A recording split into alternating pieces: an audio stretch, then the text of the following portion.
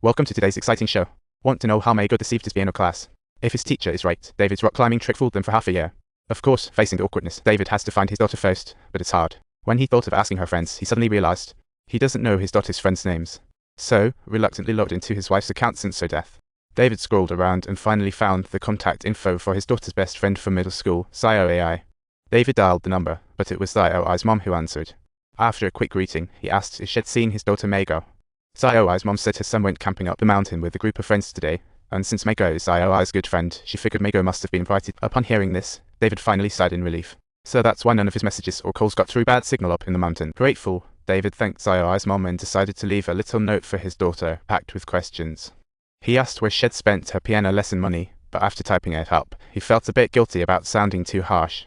In the end, he reworded it into a request for a quick reply, but all he got was a long wait until the next morning.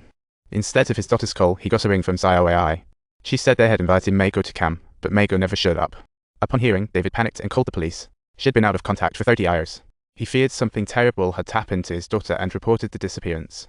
But when he checked the local missing persons case closure rate, it was a sad 45%. While he was in a tizzy, he suddenly got a call from a female officer who introduced herself as Ross. She needed David to gather all the info and lead about Maggie. David was puzzled. Didn't he tell her everything this morning? Isn't that just wasting time? David thought, then Googled Ross and found out she was quite an outstanding female detective. Not only is she award-winning, but she also helped many criminals set up rehabilitation clinics. Plus, David noticed Ross was about the same age as his daughter. David figured she understood his feelings, making his mood much lighter during the call. He recapped all the details for Officer Ross, then decided to check in with his daughter's friends. Just then, he noticed Maggie's laptop was still around. But when he opened it, he didn't know the password. When he clicked to reset the password, it told him to check his email for a verification code, and now David was totally confused. Opening the email required yet another login, and with all these passwords flying around, David felt like his head ached. Luckily, this email was linked to his wife's account, and he reset his daughter's password using her email. Later, he reset Maggie's Facebook password with a code and logged into his daughter's account. Inside, he found various friends' details and started calling each of them looking for clues. He even made a chart to give to Officer Ross later, but the friends all claimed they weren't close to Maggie. Some said Maggie was a bit of a lone wolf, always doing her own thing.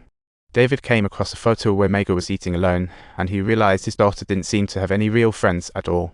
Though he didn't understand why his daughter had come to this, David continued searching for clues on the computer. Suddenly, he remembered that last time he spoke with his daughter, Maggie mentioned something about joining a study. David found the info about the so-called study group online and located the names of Maggie's classmates.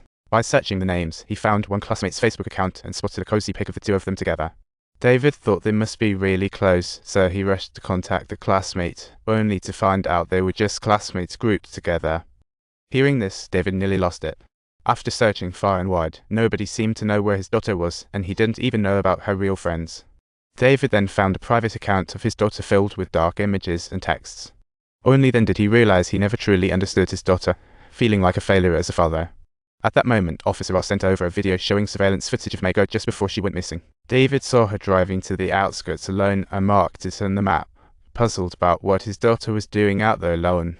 Meanwhile, Officer Ross informed David that 6 days prior, Maggie transferred $2,500 to an account. Upon tracking that account, he found it was a newly registered one by Maggie, but oddly enough, it was deactivated right after receiving the money.